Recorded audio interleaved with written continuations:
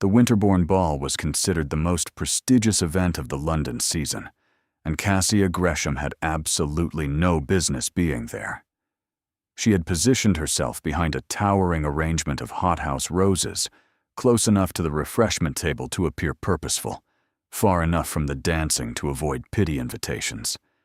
At 24 years old, she had perfected the art of elegant invisibility, smiling when required, speaking when addressed, and otherwise fading into the elaborate wallpaper like a ghost in silk.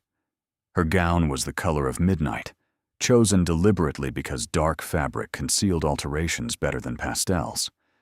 She had restructured the bodice twice and replaced the original pearl buttons with one salvaged from her grandmother's mourning dress. To a casual observer, she looked perfectly respectable. To anyone who understood fashion, she looked like what she was, a woman stretched thin by circumstances, maintaining appearances through sheer force of will. The Gresham family had once been prominent, not wealthy by ducal standards, but comfortable, respected, secure. Then her father had trusted the wrong investment partner, signed documents he should have read more carefully, and watched 3 generations of careful prosperity evaporate in a single season. That was 4 years ago. They had been sliding downward ever since, selling paintings, dismissing servants, closing off rooms in their country house because they could not afford to heat them. Her mother's health had declined under the strain. Her younger sister Tanith, now 17, faced the horrifying prospect of a debut season with no dowry and a family name increasingly associated with whispered words like unfortunate and reduced. Cassia had spent those 4 years searching for solutions. She had applied for governess positions, only to be told that ladies of her breeding were unsuitable for service. She had considered companion roles, but those required references from families who wanted nothing to do with scandal by association. She had even, in her most desperate moments, contemplated which of her few remaining suitors she could stomach, marrying purely for survival. The answer had been none of them. The men willing to marry a dowry-less woman with a disgraced family name were invariably the sort who saw such circumstances as license to treat a wife however they pleased. So here she stood, at a ball she had only gained entry to through her mother's decades-old friendship with Lady Ashburn, wearing a 4-year-old gown and pretending that everything was perfectly fine. "That one," a voice said from somewhere behind the roses. Clear, aristocratic, utterly certain. Cassia froze, her glass of lemonade halfway to her lips. "I beg your pardon, Your Grace." A second voice, nervous and eager to please. "The dark-haired woman by the flowers. Who is she?" Cassia's heart began to pound. They were discussing her. She should announce her presence, step around the arrangement and acknowledge them directly. But something in the first voice, that tone of assessment and calculation, kept her motionless. "That is Miss Cassia Gresham, Your Grace. Viscount Gresham's eldest daughter. The family has had some difficulties in recent years. Financial troubles, I understand. She came out several seasons ago but never married. Why not? Various theories. Some say she is too particular. Others claim she values her independence. Personally, I believe she simply never found a suitable match before her circumstances changed." There was a pause. Cassia hardly dared breathe. "Is she desperate?" The bluntness of the question made her nearly choke on her lemonade. She set down the glass with trembling fingers. "I would not say desperate, Your Grace. But she must be aware that her options diminish with each passing year. Her sister comes out next season. Without some reversal of fortune, neither of them will make advantageous matches." "Perfect," the first voice declared with evident satisfaction. "She is exactly what I need." Before Cassia could process this alarming statement, a woman swept around the rose arrangement with the unstoppable force of a winter storm.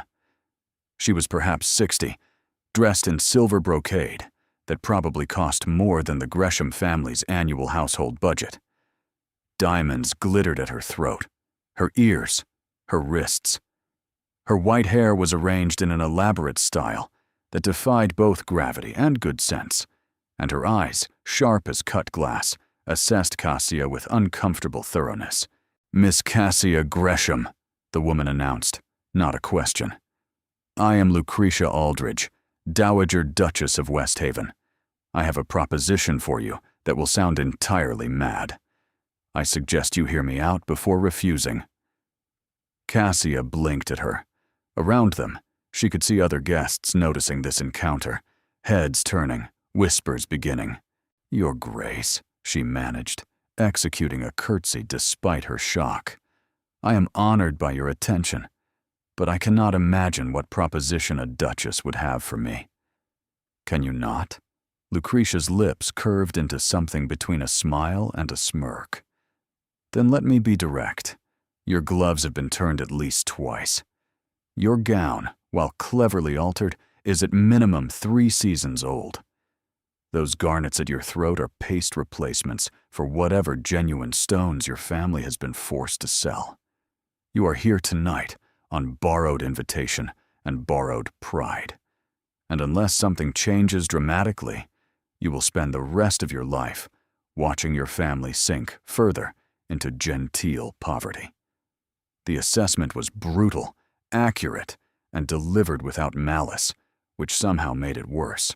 "Your Grace, I hardly think I am not finished." Lucretia gestured imperiously toward a small alcove where 2 chairs sat partially screened by potted palms. "Sit with me. What I am about to propose will change your life entirely. You may refuse, of course, but you would be a fool to do so without listening." Every instinct told Cassia to make her excuses and flee. This woman was dangerous in the way that only powerful aristocrats could be.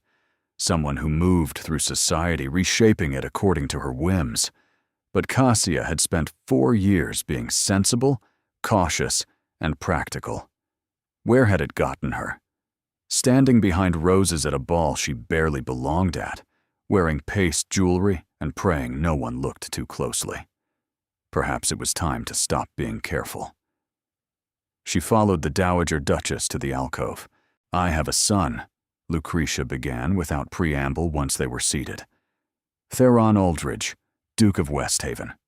31 years old, obscenely wealthy, in excellent health, and in possession of one very significant problem.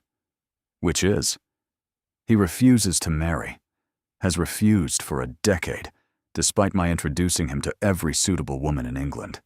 He finds them all tedious, scheming, or otherwise objectionable." Lucretia's tone suggested she found this both frustrating and faintly amusing. Unfortunately, his late father had rather particular views about family duty. The terms of Theron's inheritance require him to be married by his 32nd birthday, or half the Aldridge estate passes to his cousin Phineas. That seems rather extreme. My husband was an extreme man. He believed marriage would settle Theron, give him purpose beyond his books and his parliamentary reforms. Lucretia's expression carried a shadow that might have been grief, quickly suppressed. He was not wrong, precisely. But Theron has responded to coercion by becoming increasingly stubborn. Cassia was beginning to see where this was going, and it made her stomach clench with something between hope and horror.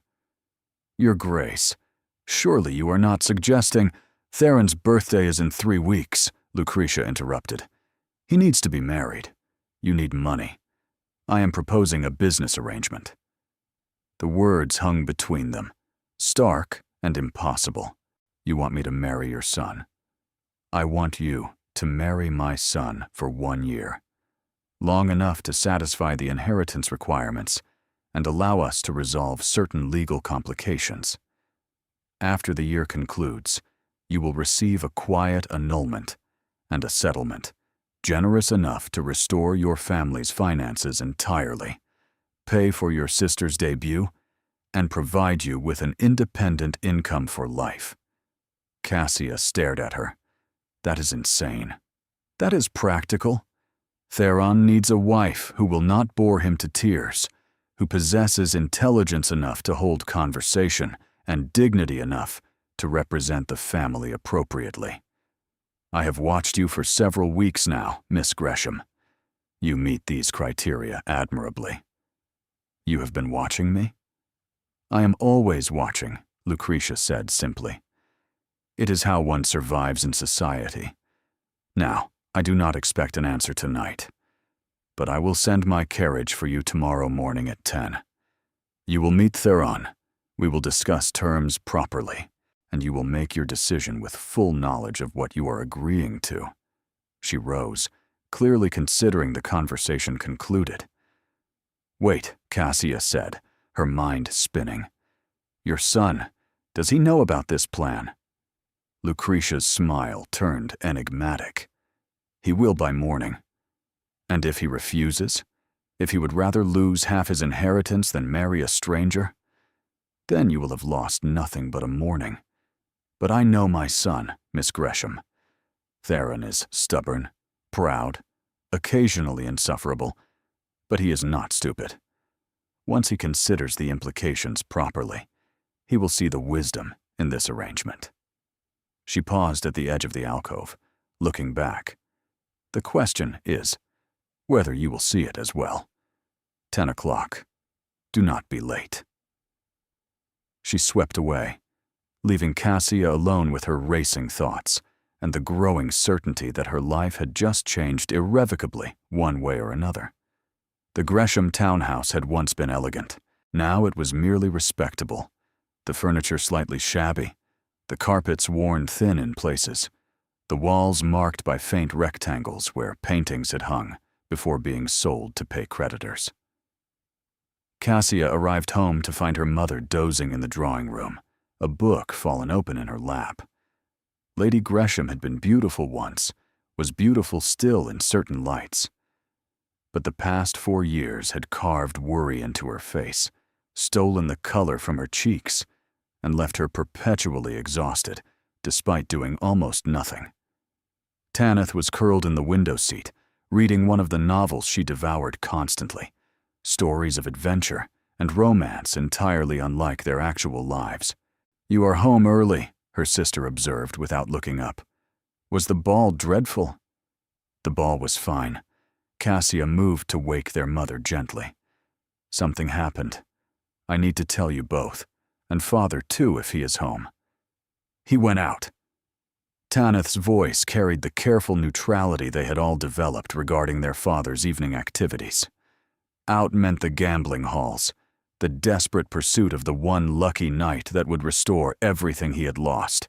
It never came. Then I will tell you and mother now, and him in the morning. Cassia touched her mother's shoulder. Mama, wake up. I have news. Lady Gresham stirred, blinking in confusion before her expression sharpened with worry. Cassia, what is wrong? Has something happened? Nothing is wrong. At least, I do not think it is. Cassia took a deep breath. I have received a rather unusual proposal. The Dowager Duchess of Westhaven wishes me to marry her son. The silence that followed was profound. Marry the Duke of Westhaven, her mother repeated slowly. Theron Aldridge, one of the wealthiest men in England. Yes. Did you meet him tonight? Did he court you secretly? I do not understand. Cassia explained everything. The overheard conversation, Lucretia's proposition, the inheritance deadline, and the offered terms. As she spoke, she watched her mother's expression cycle through disbelief, shock, calculation, and finally something that looked painfully like hope. A contracted marriage, Lady Gresham said when Cassia finished. For 1 year, then an annulment with settlement. Yes, and this settlement would be enough to, she implied it would restore everything. Our debts, Tanith's dowry, an independent income for me, enough to start fresh. Tanith had abandoned her book entirely, staring at Cassia with wide eyes. You would actually do this? Marry a complete stranger? I would marry a man I am about to meet for the first time tomorrow, yes, assuming he agrees, and the terms are acceptable. This is madness, Tanith breathed, but there was no condemnation in her voice, only wonder. Their mother was quiet for a long moment. When she spoke, her voice trembled slightly. Cassia, I never wanted this for you. Any of this. You deserve a proper courtship, a love match, a husband who adores you for yourself. Perhaps I do. Cassia knelt beside her mother's chair, taking her thin hands. But that is not the world we live in. In our world, you cannot afford the medicine Dr. Hartley recommended. Tanith faces a debut season with nothing to recommend her but our tarnished name. Father gambles away what little we have left because he cannot face the destruction he caused.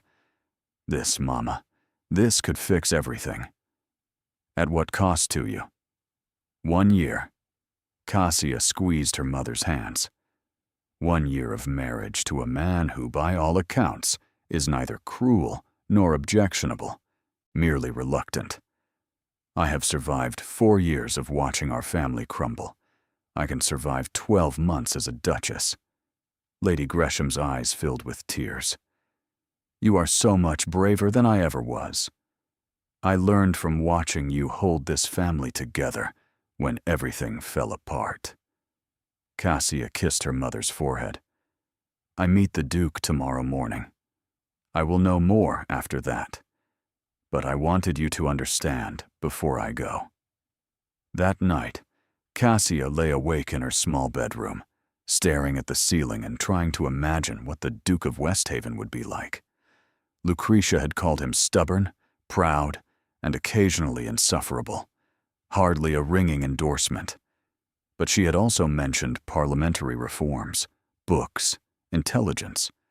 Perhaps there was more to Theron Aldridge than aristocratic arrogance. Perhaps she was about to make the most foolish decision of her life. Either way, by this time tomorrow, everything would be different. The thought was terrifying and exhilarating in equal measure. At 10 o'clock precisely, a carriage bearing the Westhaven crest arrived at their door. Cassia took one last look at her family, her mother's anxious face, Tanith's encouraging smile, and stepped into the unknown. Westhaven House dominated its corner of Mayfair like a stone fortress, all imposing columns and towering windows that seemed designed to remind visitors exactly how insignificant they were. Cassia had passed it countless times, but never imagined she would enter its doors, certainly not as a prospective bride. The Dowager Duchess met her in the entrance hall, dressed today in deep plum velvet that made her silver hair gleam. Good. You're punctual. Theron despises lateness. Lucretia took her arm with proprietary familiarity. He knows you are coming, though I cannot say he received the news gracefully. There may have been shouting, possibly a thrown book. That is reassuring, Cassia said faintly. Oh, he has calmed down, mostly. Now remember, he will bluster and protest. Let him. Theron works through his temper verbally. Once he has exhausted his objections, he becomes quite reasonable. And if he remains unreasonable, he will not. I know my son. Lucretia paused outside a set of mahogany doors. He is in the library. Do try not to be intimidated. Dukes are merely men with better tailoring. She pushed open the doors, and Cassia got her first look at Theron Aldridge. He stood by the fireplace, one arm resting on the mantel, radiating the kind of barely contained fury that made the air itself feel charged. He was tall, broad-shouldered, with dark hair that curled slightly at his temples, and a jaw that could have been carved from the same stone as his house. His eyes were the gray-green of storm clouds, and currently they were fixed on Cassia, with an intensity that made her breath catch. He was, she realized with dismay, devastatingly handsome. That was going to make everything considerably more complicated. So, he said, his voice clipped and cold. You are my mother's latest scheme. Cassia straightened her spine. She had not survived 4 years of social purgatory to be cowed by a scowling duke, however attractive. And you are the reluctant bridegroom. We are both victims of circumstance, Your Grace. I suggest we discuss the matter like civilized adults, rather than exchanging accusations. His eyes widened almost imperceptibly. Surprise, perhaps, possibly the faintest hint of respect. Direct, he observed. My mother said you had backbone. I assumed she was exaggerating. Your mother seems to have said quite a lot about me. I, meanwhile, know almost nothing about you, beyond your unwillingness to marry and your apparently imminent loss of half your fortune. My fortune is not your concern. It is, if I am to help you keep it.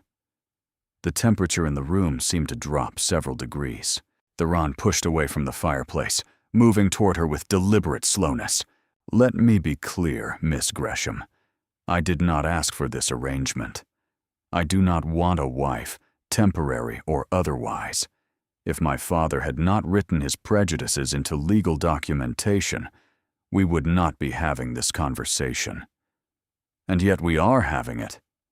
Cassia refused to step back, though he now stood close enough that she could see the individual threads of silver in his cravat. Because your alternative is losing half your estate to a cousin you apparently despise, while my alternative is watching my family descend further into poverty. Neither of us chose these circumstances, but we both have the opportunity to make the best of them. The best of them, he repeated flatly. You make marriage to a stranger sound like a business investment. Is it not?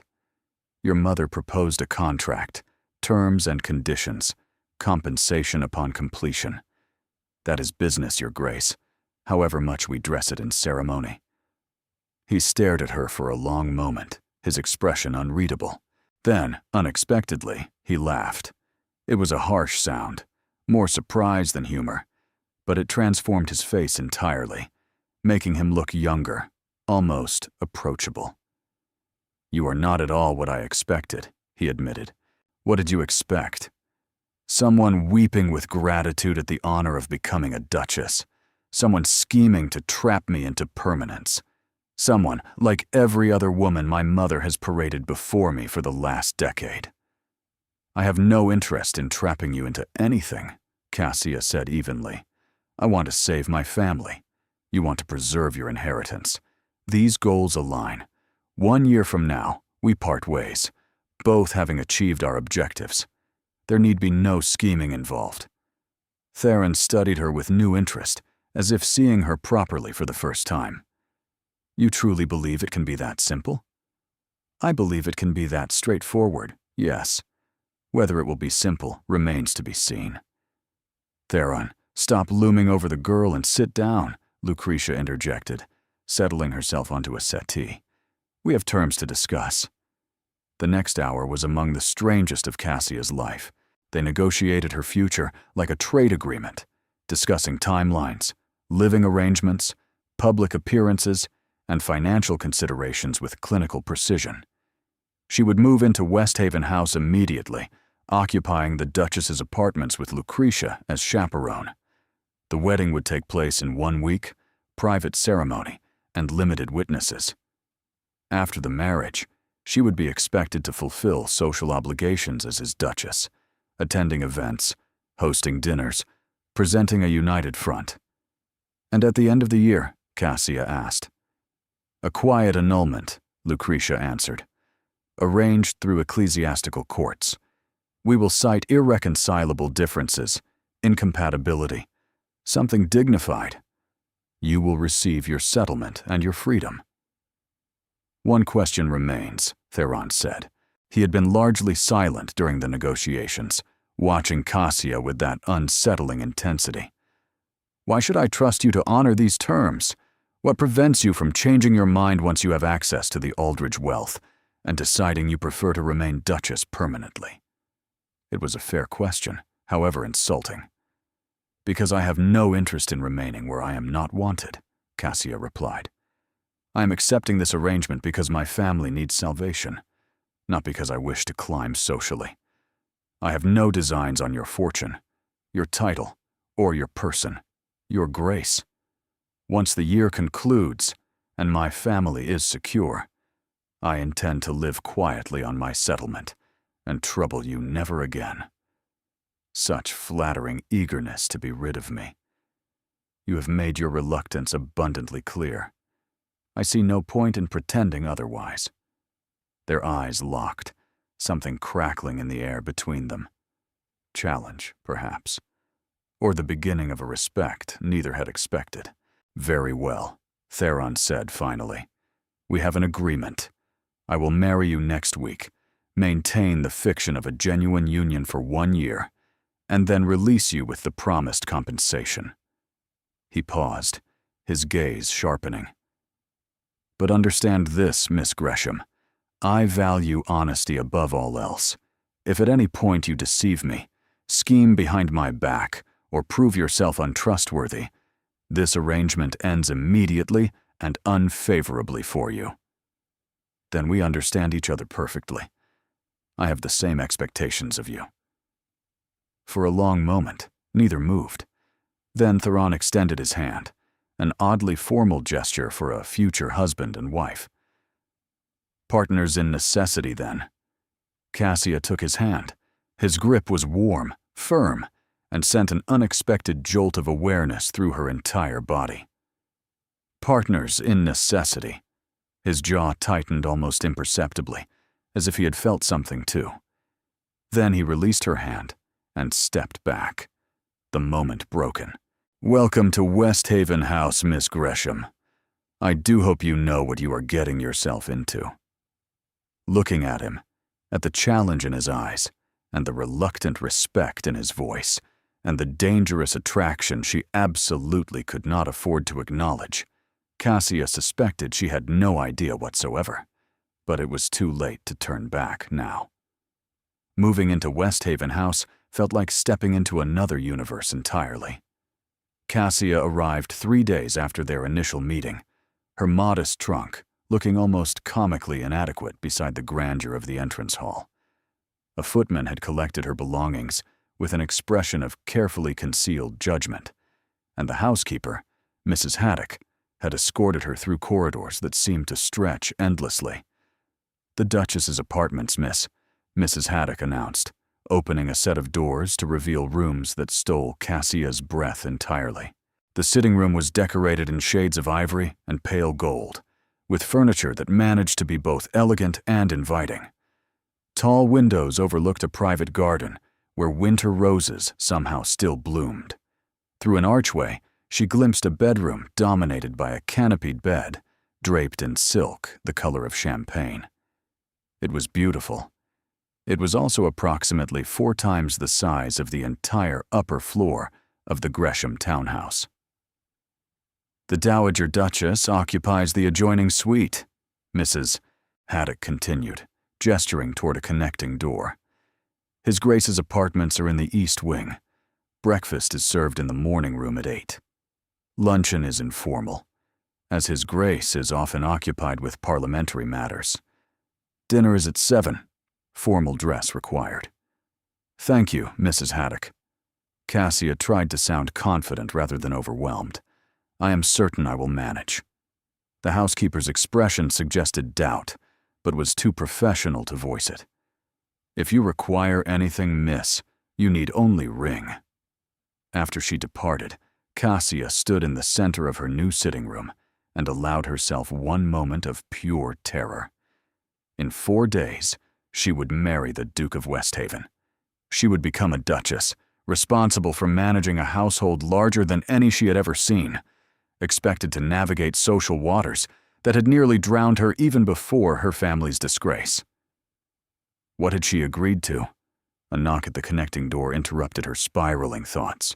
Lucretia swept in without waiting for invitation, dressed in mourning attire that probably cost more than Cassia's entire wardrobe. Settling in. Excellent. We have much to discuss before the wedding. The Dowager Duchess settled into a chair with the air of someone who intended to stay. First wardrobe. What you are currently wearing is adequate for a Viscount's daughter of reduced circumstances. It will not do for the Duchess of Westhaven. I cannot afford. You are not paying. Consider it an investment in the arrangement's success. Lucretia waved away the objection. Madame Fontaine will arrive this afternoon for measurements. I have already selected appropriate fabrics. You will have a wedding gown and, at minimum, 6 evening dresses, completed before the ceremony. That is incredibly generous, Your Grace. That is incredibly practical. You cannot be seen publicly in worn silk and paste jewelry. People would talk. Lucretia's eyes sharpened. Speaking of which, we need to establish your history with Theron. The story of how you met, how the courtship developed, why the engagement was kept private until now. They spent the next hour constructing an elaborate fiction. Cassia and Theron had supposedly met at Lady Ashburn's garden party 6 months ago, discovered shared intellectual interests, and conducted a quiet courtship away from society's scrutiny. The hasty wedding was attributed to Theron's impatience with lengthy engagements and Cassia's desire for privacy, given her family's circumstances. Will anyone believe this? Cassia asked skeptically. They will believe it because they want to believe it. Society loves a romantic secret more than it loves scandal. Lucretia stood, clearly considering the session complete. Now, Theron has requested dinner with you this evening, just the two of you. He wishes to establish ground rules before the wedding. Ground rules. My son approaches most things like negotiations. Indulge him. You may find his directness refreshing once you adjust.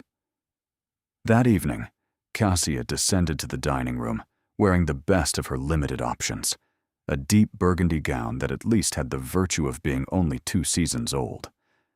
Theron was already present, standing by the window with a glass of wine, staring out at the darkening garden. He turned when she entered, and his gaze swept over her with undisguised interest before he schooled his features back to neutrality. Miss Gresham, you look well. Thank you, Your Grace. Theron. He moved to hold her chair, the gesture automatic rather than warm. If we are to convince anyone this marriage is genuine, you should probably use my given name. Theron, then. The name felt strange on her tongue, too intimate for someone she barely knew. And you must call me Cassia. Cassia. He took his seat across from her, and the footman began serving. My mother informs me you spent the afternoon being fitted for gowns and constructing romantic fiction about our courtship. Your mother is efficient. My mother is terrifying. There is a distinction. But there was reluctant affection in his voice. She also tells me you handled the situation admirably. Most women would have been overwhelmed by her demands. I have spent 4 years handling overwhelming situations. Your mother, formidable as she is, does not frighten me. No? He raised an eyebrow. What does frighten you? The question caught her off guard with its directness. Failure, she admitted after a moment. Watching my family suffer when I might have prevented it. Making choices I cannot undo. And yet you agreed to marry a stranger. Some choices require accepting fear rather than avoiding it. He studied her across the candlelit table, his expression thoughtful. You continue to surprise me, Cassia. I had prepared myself for simpering gratitude or calculated manipulation. Instead, I find honest pragmatism. Is that preferable? Infinitely. He set down his wineglass. Very well. Let us establish our terms clearly. This marriage will be legally binding but functionally limited. We will share a household, but not a life. I have my work, my interests, and my private concerns. You will have yours. We will appear together publicly when required and maintain separate existences otherwise. That sounds rather lonely. It sounds sensible. Romantic entanglement would only complicate an already complicated arrangement. Agreed. Cassia met his eyes steadily. Though I should point out that complete strangers rarely convince society of genuine affection.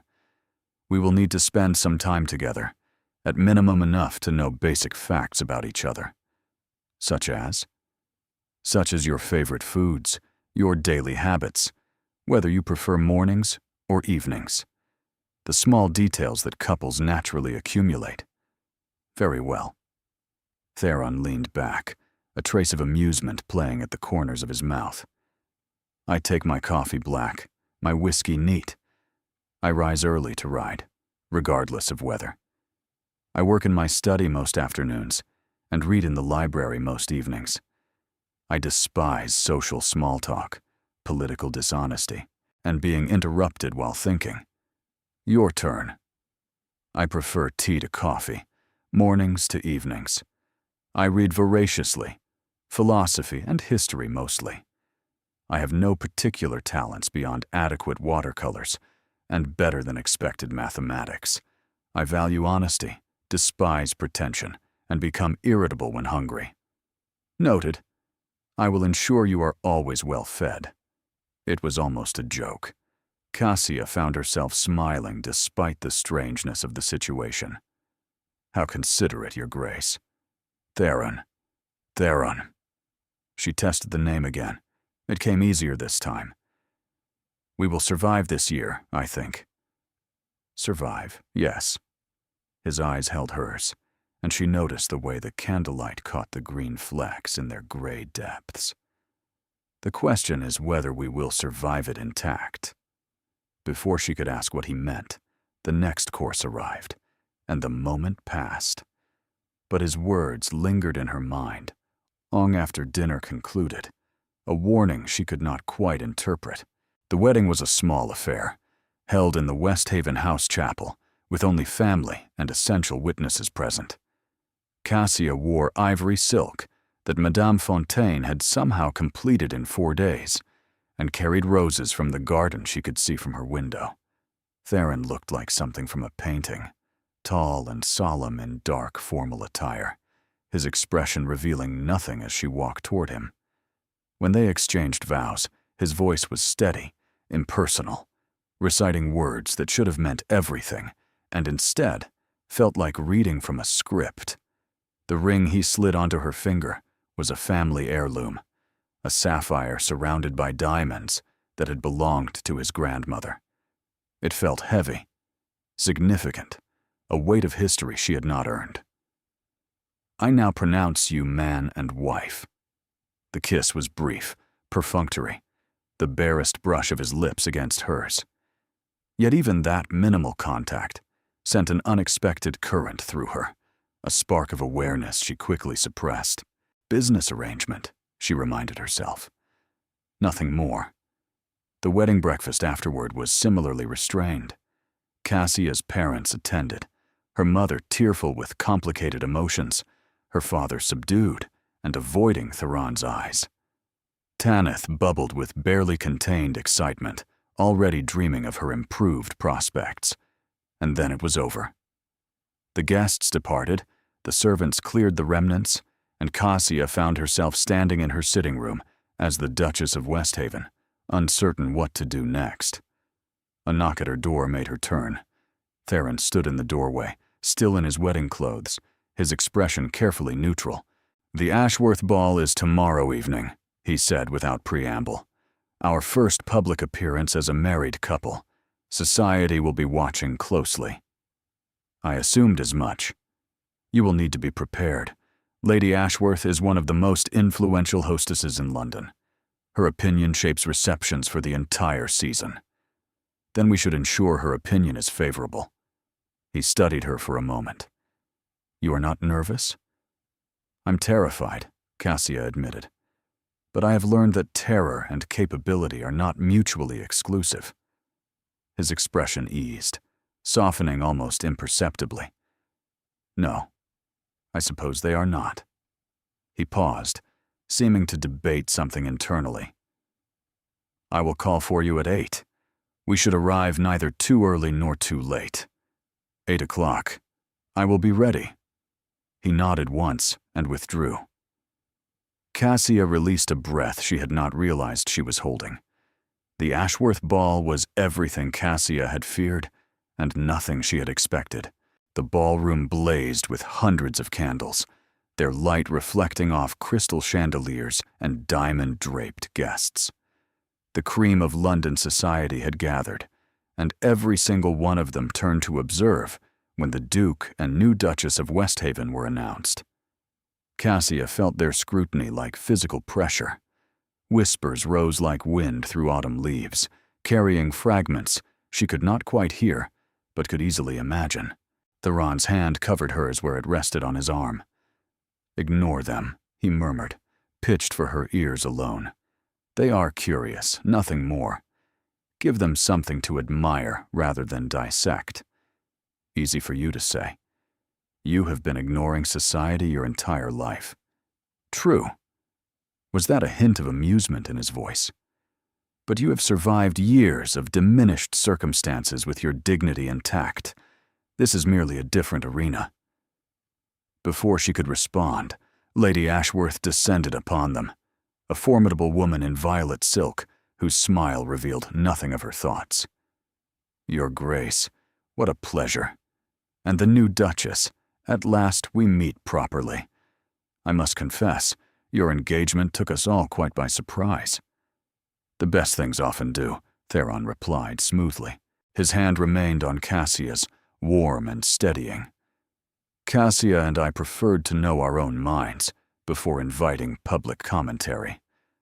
"How refreshingly private of you." Lady Ashworth's eyes assessed Cassia with surgical precision. "Tell me, Your Grace, how do you find married life thus far?" "Illuminating," Cassia managed. "I am learning a great deal about the Aldridge household." "And the Aldridge Duke?" "Him most of all." Lady Ashworth's smile warmed by several degrees. "Wit as well as beauty. You have chosen well, Westhaven." "I am aware." The compliment, delivered with such casual certainty, caught Cassia off guard. She glanced at Theron, but his expression remained politely neutral, revealing nothing. The evening continued in similar fashion.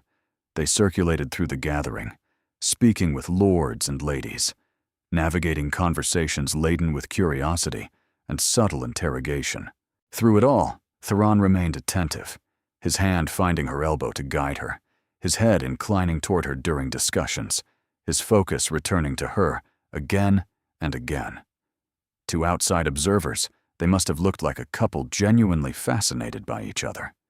The most challenging moment came when Lady Pemberton, a notorious gossip, cornered them near the refreshment table. "Tell me truly, Your Grace, were you not surprised by the match? The Greshams, while respectable, have had such difficulties lately. Some might say the connection is unequal." Cassia felt her cheeks heat with embarrassment, but before she could respond, Theron spoke. "I find the concept of equality in marriage rather outdated, Lady Pemberton. What matters is compatibility of mind and character. In those respects, Cassia exceeds any woman I have ever encountered." He looked at her directly as he said it, something fierce in his expression. "I consider myself fortunate that she accepted me." The declaration silenced Lady Pemberton entirely. It also sent a cascade of warmth through Cassia's chest that she firmly attributed to relief rather than anything more complicated. Later, as the orchestra struck up a waltz, Theron extended his hand. "We should dance. It is expected." "You despise dancing." "I despise dancing with tedious partners. You, however, might prove tolerable." Such flattery. But she took his hand, and they moved onto the floor together. His arm encircled her waist, drawing her closer than strictly necessary, and they began to move. He was an excellent dancer, which somehow did not surprise her. What surprised her was how natural it felt, following his lead, matching his rhythm, moving together as if they had done this 100 times before. "You are full of contradictions," she observed quietly. "You claim to hate social obligation, Yet you navigated flawlessly. You insisted on emotional distance. Yet you defended me to Lady Pemberton with considerable passion. Lady Pemberton insulted my wife. I responded appropriately. Your temporary wife. His eyes met hers, gray-green and suddenly intense. For the duration of this year, you are my wife in truth. I will not have anyone question your worthiness or my judgment in choosing you. Even though you did not choose me, your mother did. I chose to agree. His hand tightened slightly at her waist. That was my decision, Cassia. Do not diminish it. The music swelled around them, and for a moment, the crowded ballroom seemed to fade. There was only the two of them, moving together, something crackling in the air between them that Cassia could not name and dared not examine. When the dance ended, they stood facing each other, both slightly breathless with more than exertion. I believe that went well, Theron said finally, his voice oddly rough. Yes. Cassia stepped back, needing distance. I believe it did. That night, as she lay in her elaborate bed, in her elaborate room, in her elaborate new life, Cassia stared at the canopy above her and tried to sort through the evening's revelations. Theron had defended her, had danced with her, had looked at her as though she mattered beyond the terms of their contract. It meant nothing, she told herself firmly. They were performing roles, nothing more. But her racing pulse told a different story entirely. The weeks following the Ashworth ball settled into a rhythm that Cassia had not anticipated. They had established rules, boundaries, and separate lives occupying the same magnificent space. But somehow, those boundaries kept blurring. Their separate lives kept intersecting, until Cassia found herself uncertain where the performance ended and reality began. It started with small things. Theron began taking his morning coffee in the breakfast room at precisely the time Cassia arrived for tea, though he claimed it was merely coincidence. She found books appearing on the table beside her favorite library chair, volumes she had mentioned wanting to read during passing conversations. He remembered that she disliked parsnips and ensured they never appeared on their dinner menus. You did not have to do that, she said one evening, 3 weeks into their marriage, after discovering he had instructed the kitchen to always have fresh lemons available for her tea. It was not difficult. That is not the point. He looked up from his correspondence, curiosity replacing his usual reserve. What is the point, then? The point is that you notice small things, preferences I barely mentioned. You notice, and you act accordingly. Is that objectionable? It is confusing. Cassia set down her teacup with more force than intended. We agreed to functional partnership, not whatever this is. I was not aware that consideration for one's wife constituted betrayal of our arrangement. It does not. It simply makes things complicated. Life is complicated. He returned to his letters. I prefer to make my circumstances as comfortable as possible. Your comfort contributes to mine. The logic is sound. But logic did not explain the way he looked at her sometimes when he thought she was not watching. Did not explain why he had begun spending more evenings in the library, reading in the chair adjacent to hers, rather than in his private study. Did not explain the warmth that spread through her chest whenever she heard his footsteps approaching. Lucretia, naturally, noticed everything. You have stopped treating each other like wary strangers, she observed during one of their afternoon tea sessions. It is rather remarkable progress for 6 weeks. We are simply adjusting to shared circumstances. Is that what you are calling it? The Dowager Duchess smiled knowingly. I've been watching my son for 31 years, Cassia. I have never seen him rearrange his entire schedule to be present for meals with someone.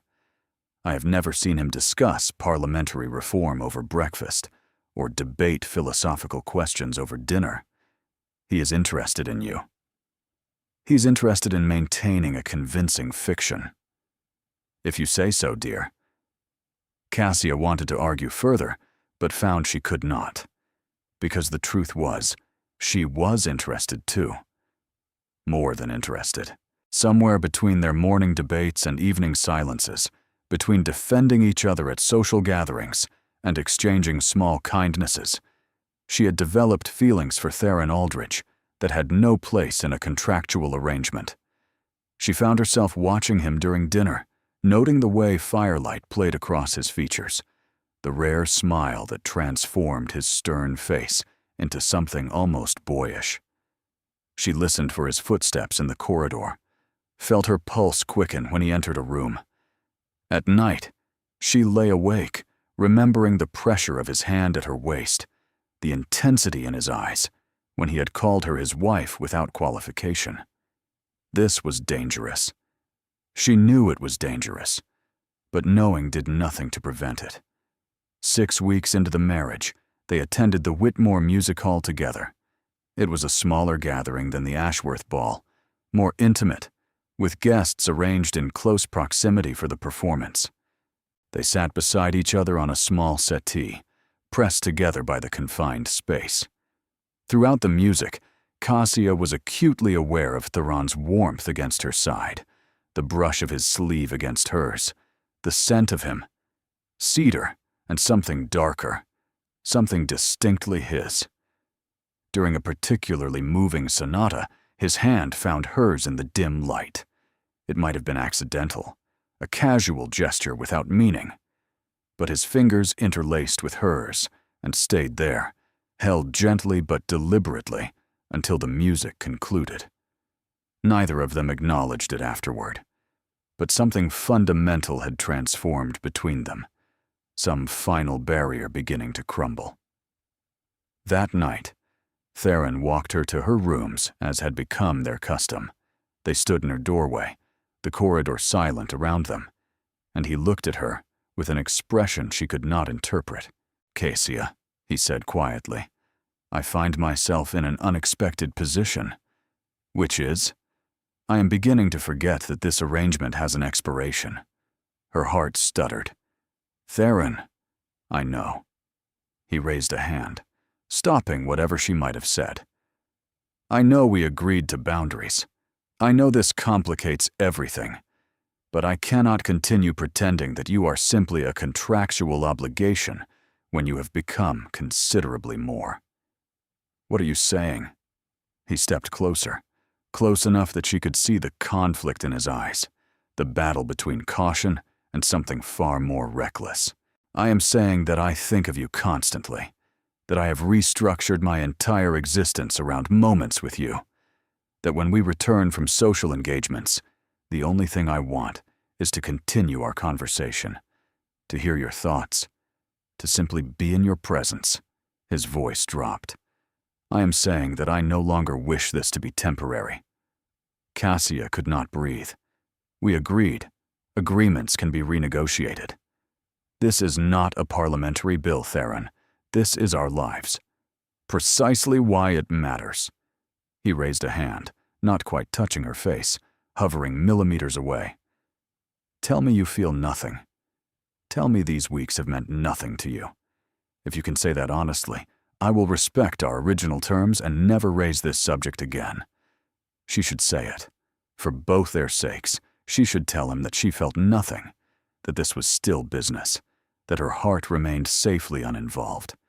But Cassia had promised him honesty above all else. "I cannot say that," she whispered, "because it would be a lie." His eyes blazed with triumph and relief and desperate wanting all at once. His hand finally made contact, cupping her cheek with a tenderness that made her ache. "Then perhaps," he murmured, "we should stop pretending for entirely." He kissed her, not the perfunctory brush of their wedding ceremony, but something real and hungry and devastatingly thorough. Cassia's fingers curled into his lapels, pulling him closer, and when they finally broke apart, both breathing unsteadily, she saw her own tumultuous emotions reflected in his face. "Stay," she heard herself say. "Tonight. Stay with me." He searched her expression, looking for doubt or hesitation. Finding none, he nodded once and followed her through the door. What happened next was inevitable.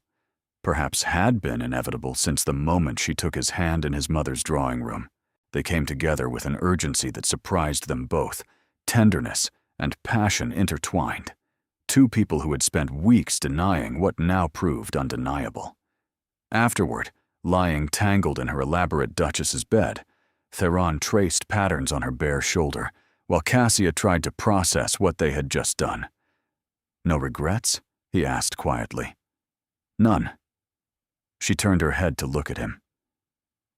"Though this does rather complicate matters." Matters were already complicated. His lips curved. Now they are simply complicated in a more interesting direction. What happens now? Now we stop pretending this is temporary. He pressed a kiss to her forehead. Now we build something real. It sounded wonderful. It sounded terrifying. It sounded exactly like what Cassia wanted, even as a small voice in her mind warned that happiness this unexpected rarely came without cost. She silenced that voice and let herself simply feel warm and wanted and hopeful for the first time in years. She had no way of knowing that in several weeks she would overhear 5 words that would shatter everything. 3 weeks after the night everything changed, Cassia woke to violent nausea. She barely made it to the wash basin before losing the contents of her stomach, her body convulsing with waves of sickness that left her trembling and weak. When it finally passed, she sat on the cold floor of her dressing room, her mind racing through possibilities she had been deliberately avoiding.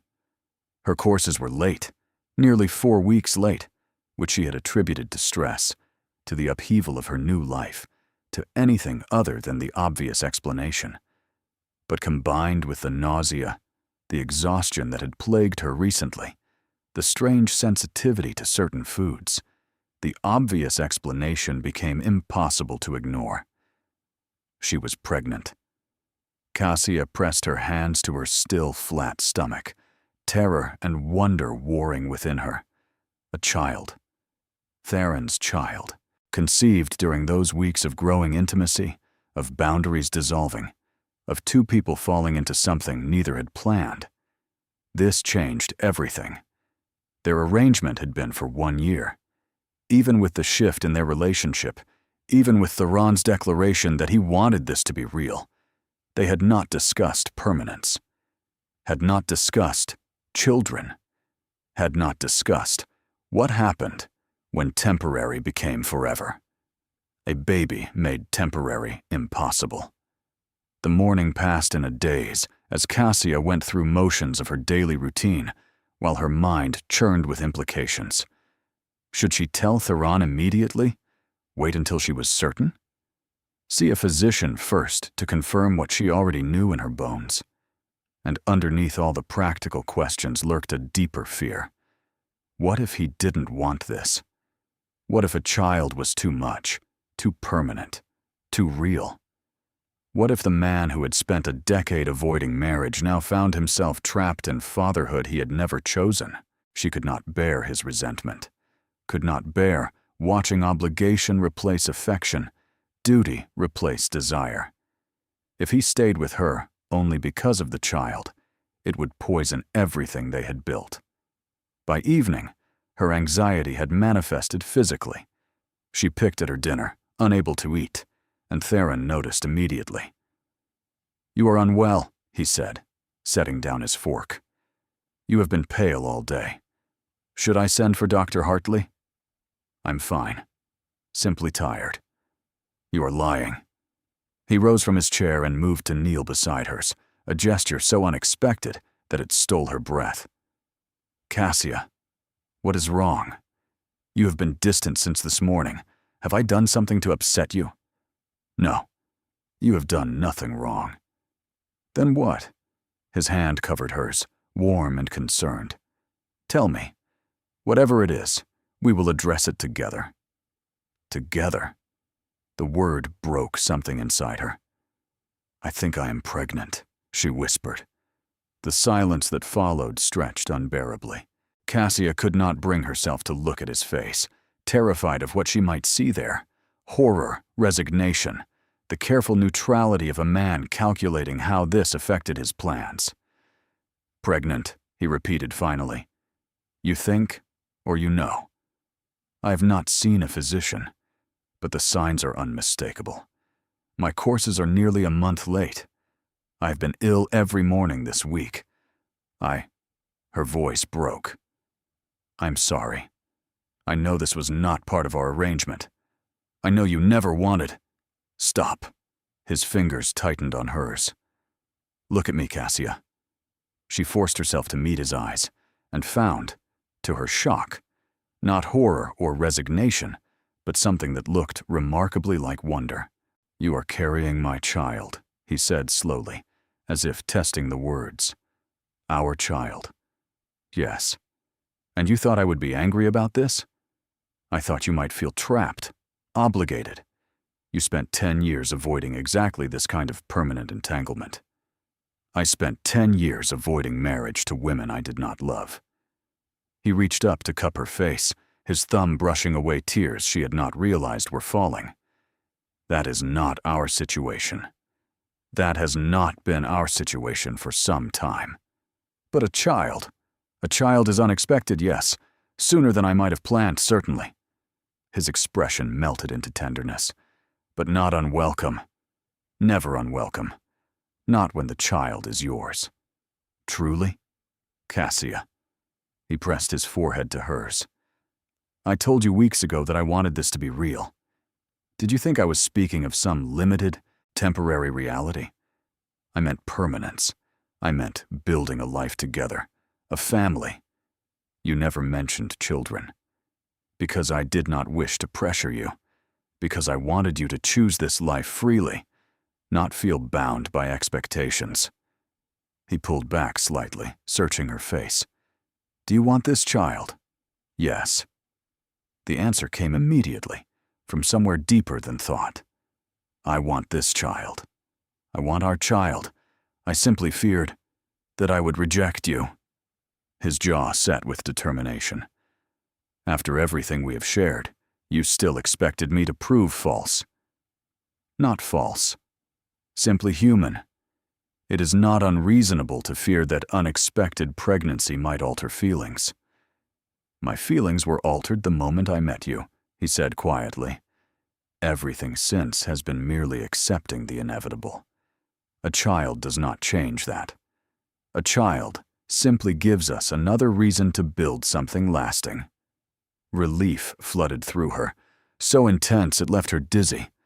Or perhaps that was the pregnancy. She laughed through her tears, the sound slightly hysterical. "I have been terrified all day," she admitted, imagining every possible negative reaction. And instead, you received enthusiasm, tempered only by concern for your well-being. He helped her to her feet, his hands gentle. "We should send for Dr. Hartley tomorrow, ensure that you and the child are healthy. And we should tell my mother, though I suspect she will be insufferably pleased with herself. She did orchestrate everything. Do not remind me." But he was smiling, genuinely smiling, in a way she had rarely seen. "Come, you should rest. Growing a future duke or duchess is apparently exhausting work." That night, he held her in her bed, her back pressed against his chest, his hand resting protectively over her still flat stomach. Cassia allowed herself to believe, for the first time, that everything might actually work out. She had no way of knowing that in 3 weeks, 5 words would destroy that belief entirely. Dr. Hartley confirmed the pregnancy and estimated she was approximately 8 weeks along. He pronounced her healthy, prescribed rest, and proper nutrition, and departed with promises to return monthly to monitor her progress. Cassia had never felt more simultaneously terrified and hopeful. Theron had become almost unbearably attentive, adjusting her schedule to ensure she rested properly, ordering the kitchen to prepare whatever food she could tolerate, hovering whenever she appeared even slightly pale. It should have been suffocating. Instead, It made her feel cherished in ways she had never experienced. They had not yet made a public announcement, agreeing to wait until she was further along. But within the household, the news had spread, and Cassia found herself the recipient of congratulations from servants she barely knew, all of them seeming genuinely pleased at the prospect of a West Haven heir. "You have won them over," Lucretia observed during one of their afternoon tea sessions. "That is no small accomplishment. The staff has served this family for generations. They do not offer loyalty lightly." "I have done nothing to earn it. You have made Theron happy. That is enough." The Dowager Duchess paused, her sharp features softening. "You have made him happier than I have ever seen him, Cassia. Happier than I dared hope when I orchestrated this scheme. You manipulated both of us into this marriage. I gave you both an opportunity. What you have built from it is entirely your own achievement." She patted Cassia's hand. "I am proud to call you my daughter. Truly." It was the first time Lucretia had said anything so directly sentimental. Cassia found herself unexpectedly moved. The unraveling began 3 weeks later. Cassia had spent the morning in her sitting room, attempting to write letters to her family about the pregnancy. Finding the right words proved difficult. How did one explain that a marriage of convenience had somehow become a love match? That the grandchild they would soon have was both unexpected and desperately wanted. She gave up after her third attempt and decided to seek Theron in his study. Perhaps together they could compose something appropriate. The corridor leading to his study was quiet, the afternoon light filtering through tall windows. Then voices reached her ears, raised in anger. Theron's voice, unmistakably furious, and another male voice she did not immediately recognize.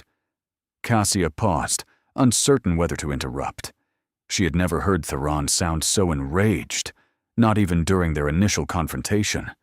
The words were muffled by the heavy oak door, but the tone was unmistakable.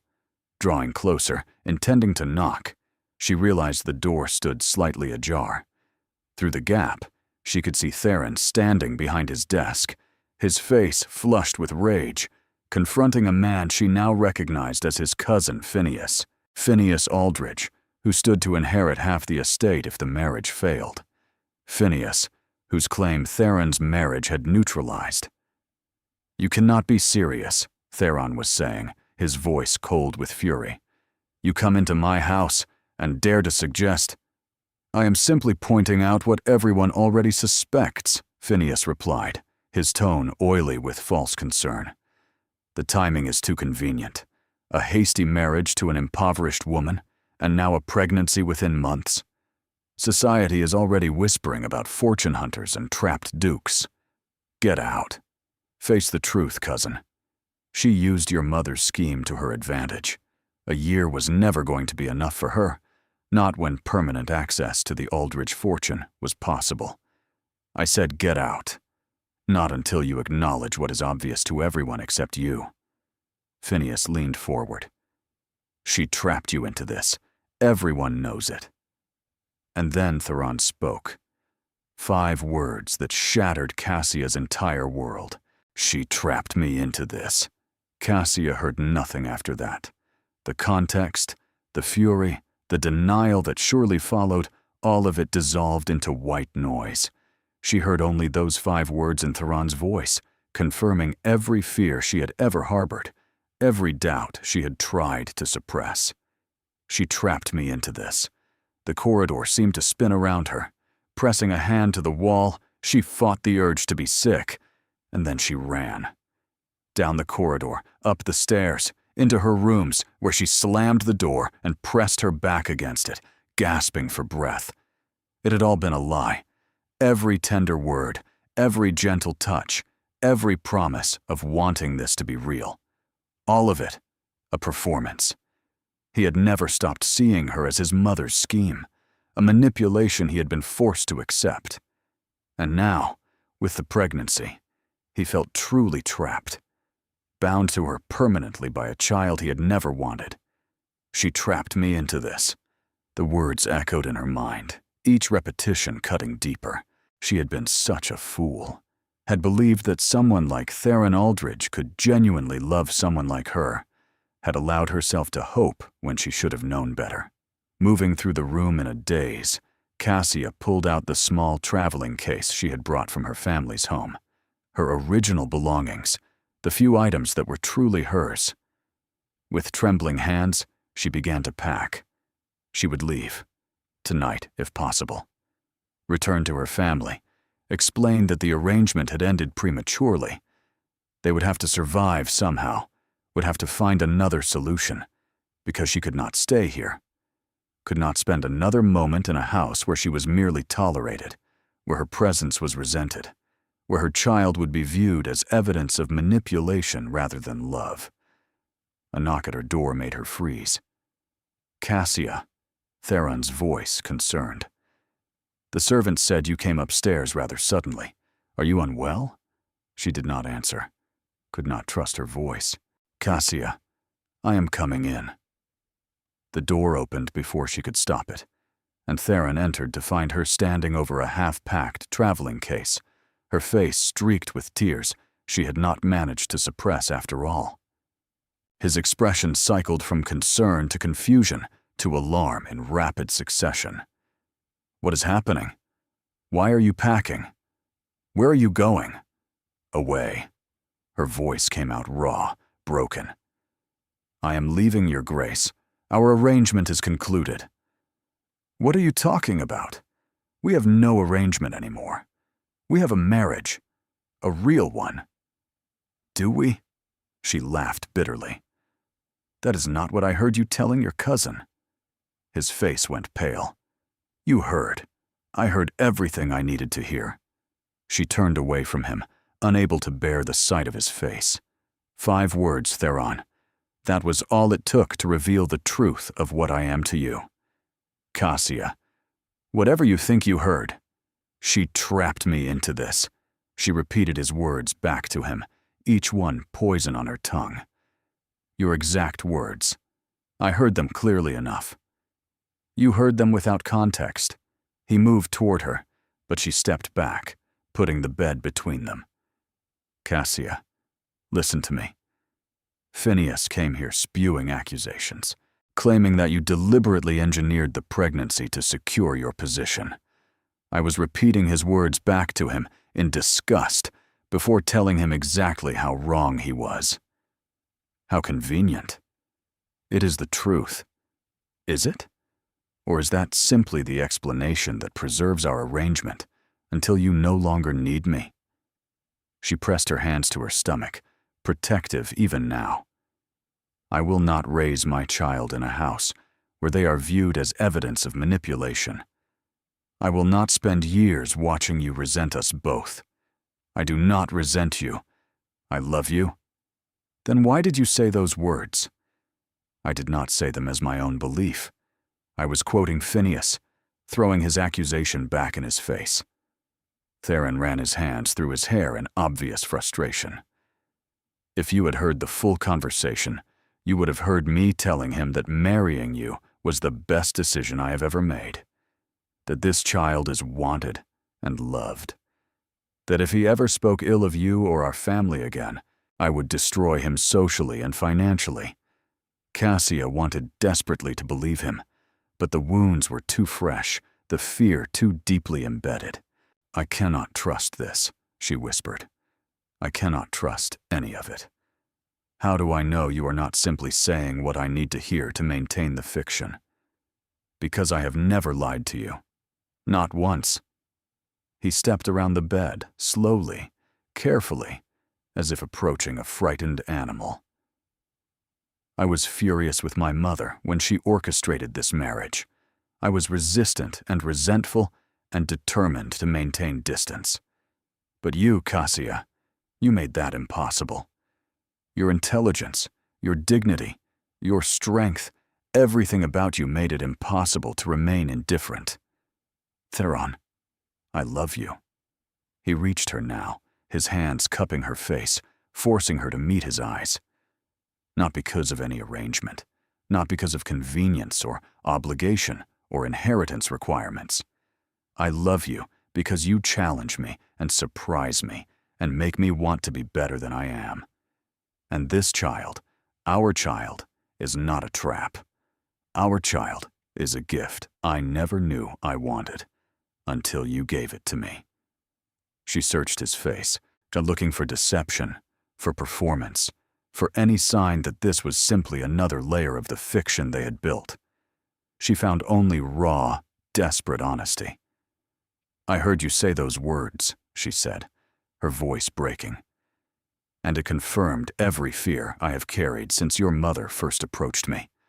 That I am not good enough, that I am merely convenient, that someone like you could never truly love someone like me. Then let me spend the rest of my life proving those fears wrong." He pressed his forehead to hers. "Do not leave, Cassia. Do not take away my chance to show you what you mean to me, what you have always meant to me. I do not know if I can trust this. Then let me earn your trust again, however long it takes, whatever it requires." His thumbs brushed away her tears. "Just do not leave. Please." The pleas undid her. Theron Aldridge did not beg, did not plead. He commanded and directed and expected obedience.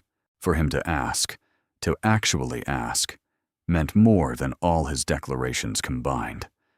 "I am terrified," she admitted. "So am I. I am terrified of losing you, of having found something this precious only to destroy it through someone else's poison." His voice roughened. Phineas wanted exactly this.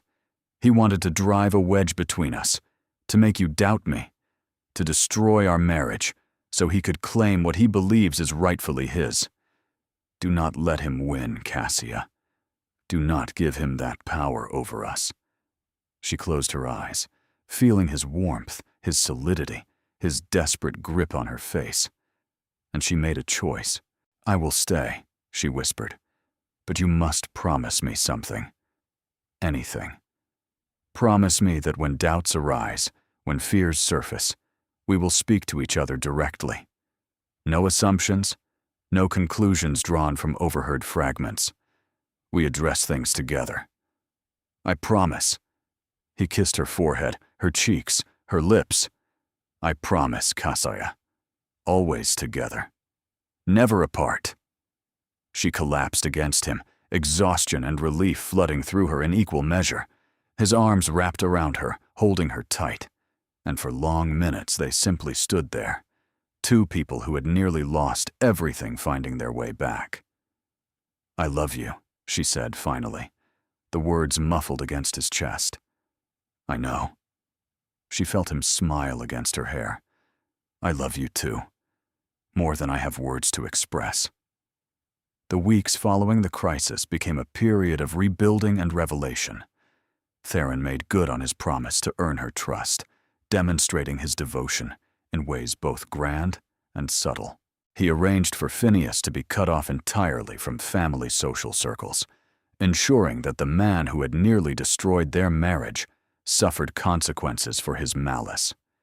He introduced Cassia to his solicitors, giving her full access to financial records and legal documents, proving that she was his partner in every sense. But it was the small gestures that mattered most. He began leaving her notes, short messages tucked under her pillow or beside her breakfast plate. Simple declarations. "Thinking of you.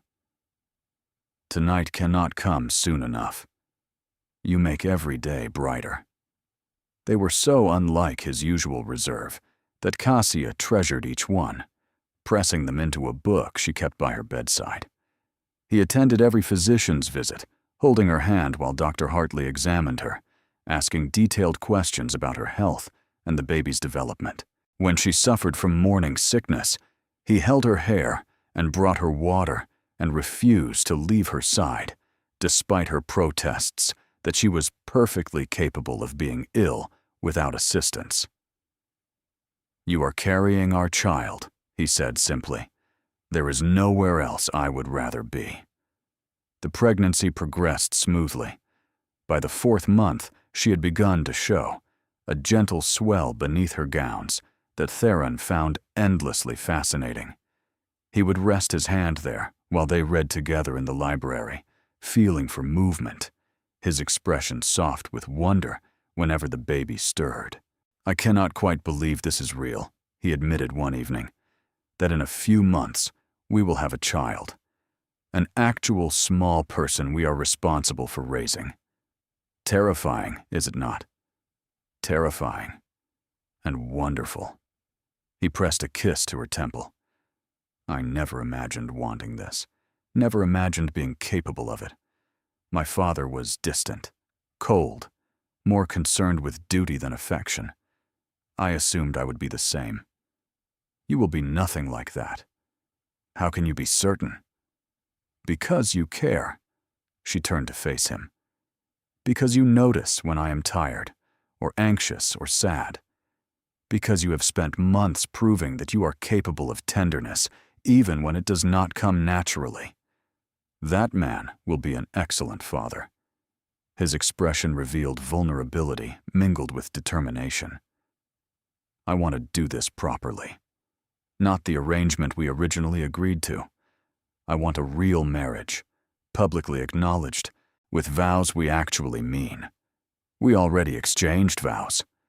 We exchanged contractual agreements dressed in ceremonial language. I want to stand before you and promise forever, knowing that I mean it. I want there to be no question, for either of us, that this is permanent. Are you proposing to me?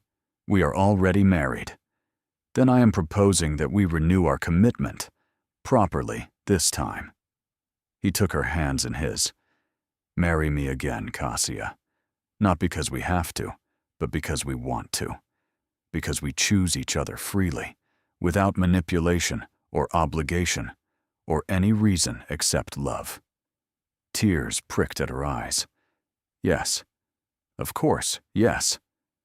They held the ceremony in the West Haven House Chapel, the same space where they had first exchanged vows 4 months earlier. But everything else was different. This time, Cassia walked toward Theron without fear or reservation. She saw his face, open and unguarded, tears actually glistening in his eyes as she approached. He had never looked more beautiful. This time, when they spoke their vows, the words resonated with truth. "I take you as my wife," Theron said, his voice steady despite the emotion in his eyes. "Not because circumstance demanded it, but because life without you is no life at all. I promise to cherish you, to challenge you, to be honest with you even when honesty is difficult. I promise to be a partner in all things, to raise our children with love and integrity, and to spend every day proving that you were right to trust me with your heart." Cassia had to pause before she could respond, her throat tight with feeling. "I take you as my husband," she finally managed. "Not as salvation from difficulty, but as the person who makes every difficulty worthwhile. I promise to be honest with you, to communicate openly, to never again flee from fear without first seeking understanding. I promise to build a family with you, to laugh with you and argue with you, and grow old with you. I promise to love you, completely and without reservation, for all the days of my life." When they kissed, it was with the full weight of everything they had overcome. The congregation was small, only family and trusted friends, but the applause felt enormous. Lucretia, naturally, was insufferably pleased with herself. "I told you from the beginning that you were perfect for each other," she declared at the celebration afterward. "Though I admit the journey was rather more dramatic than I anticipated. Mother, you manipulated both of us into a false engagement and nearly destroyed everything through your meddling. Details." She waved a hand dismissively. "The outcome is what matters. You are happy, Cassia is happy, and I am about to become a grandmother. Everything proceeded exactly as it should have. That is a deeply revisionist interpretation of events. I prefer to call it optimistic perspective. She kissed Theron's cheek, then Cassia's. Now stop complaining and go enjoy your wedding celebration. You have earned it. That night, in their shared bedchamber, now truly shared rather than adjacent, Cassia lay in Theron's arms and reflected on the extraordinary journey that had brought them here. I was so certain this would end in disaster, she admitted. From the very first moment your mother approached me, I expected everything to collapse. And instead? Instead, I found everything I never knew I wanted. She tilted her head to look at him. How strange that the best thing in my life began with manipulation and deception. Perhaps the best things sometimes require unconventional beginnings. He tightened his arms around her. I would not change any of it. The frustration, the fear, even the crisis with Phineas, all of it brought us here. Even when you thought I was merely convenient. I never actually thought that. He kissed her hair. From the moment you stood in my library and refused to be intimidated, I knew you were extraordinary. I simply fought very hard against acknowledging it. Stubborn man. You knew that when you married me. Both times. She laughed, the sound filling the room with warmth. Outside, London continued its endless motion. But here, in this moment, there was only the two of them and the future they were building together. A future that, despite everything, felt wonderfully certain. 4 years later, the nursery at Westhaven House echoed with joyful chaos.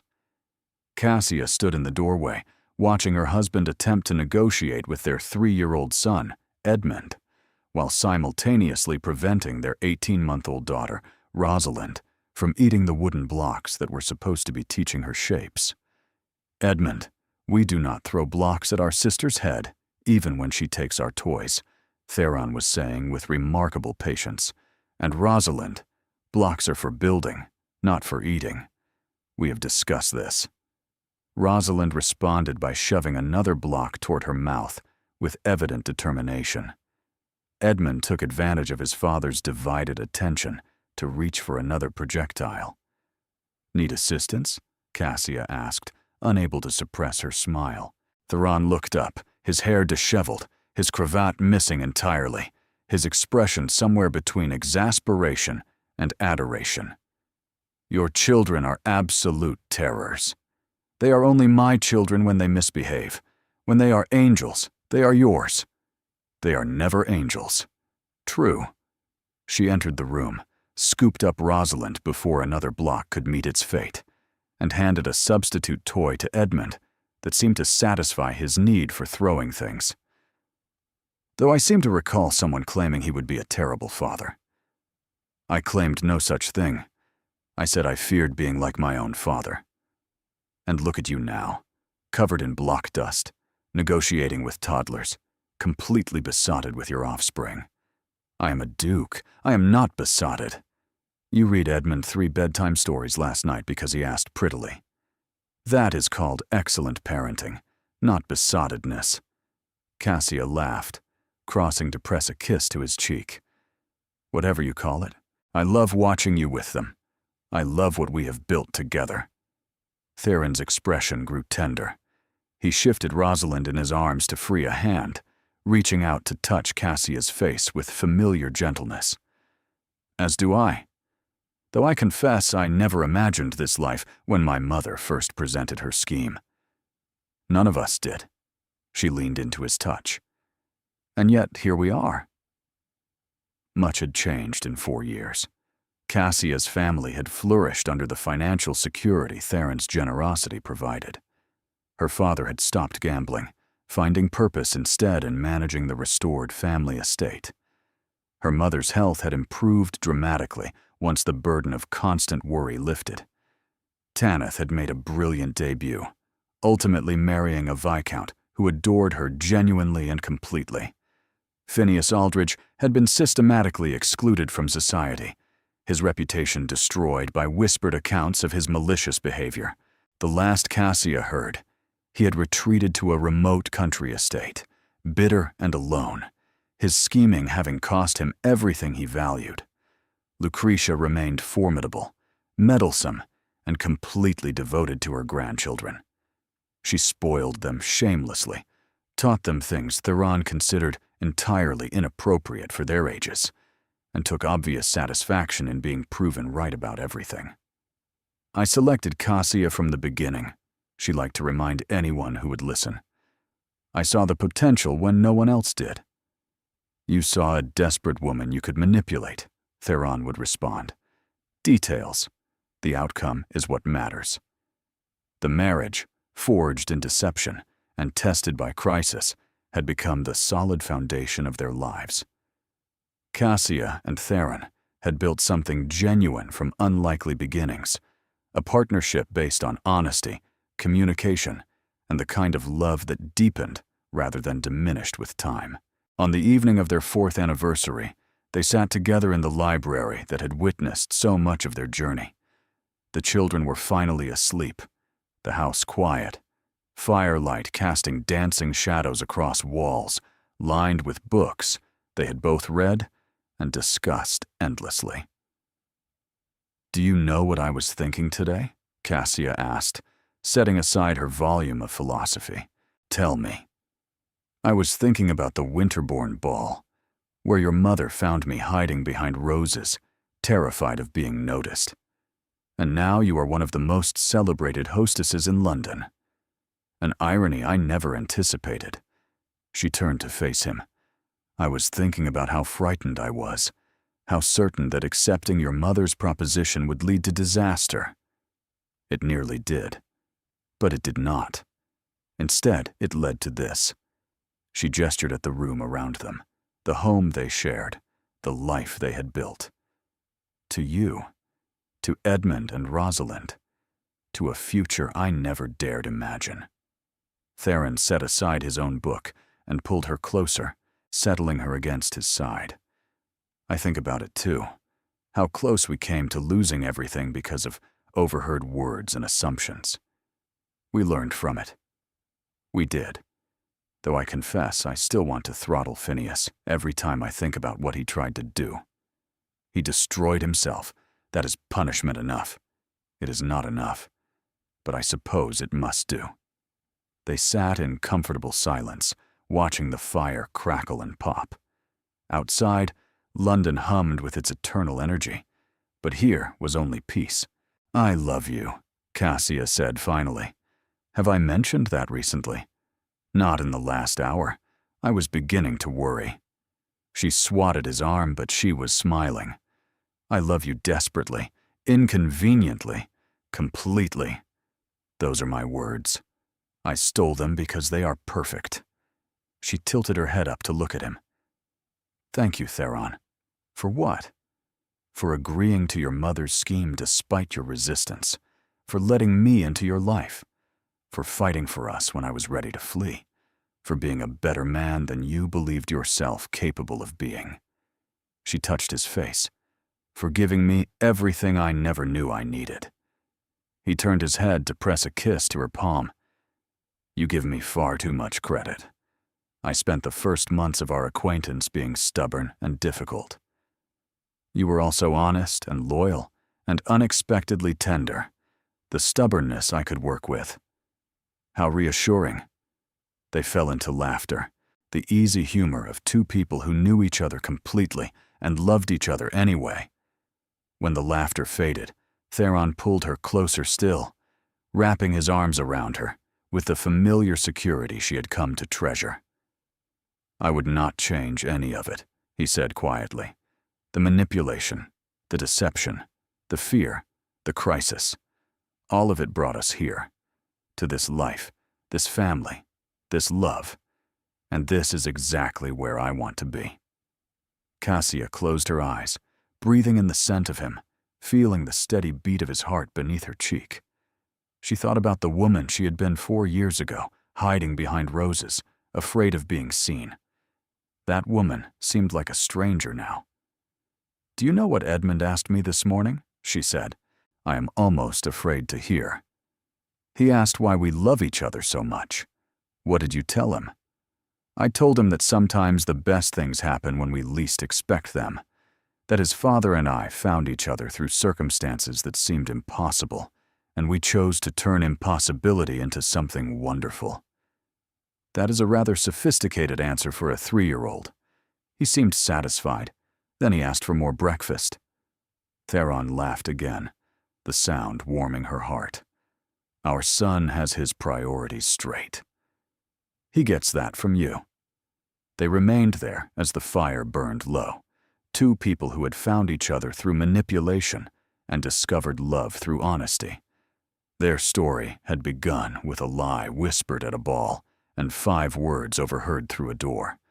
It had become a truth worth fighting for. And Cassia knew, with absolute certainty, that she would not change a single ridiculous, improbable, wonderful moment of it. Thank you for listening until the very end of this journey. If this story made you laugh, cry, or believe in love all over again, please show your support by liking, commenting, subscribing, and sharing it with fellow lovers of romantic tales. Your support means the world and keeps our storytelling corner alive. Stay tuned. Another emotional story awaits you. Click, listen, and let your heart be swept away once more. From the bottom of our hearts, thank you for being here.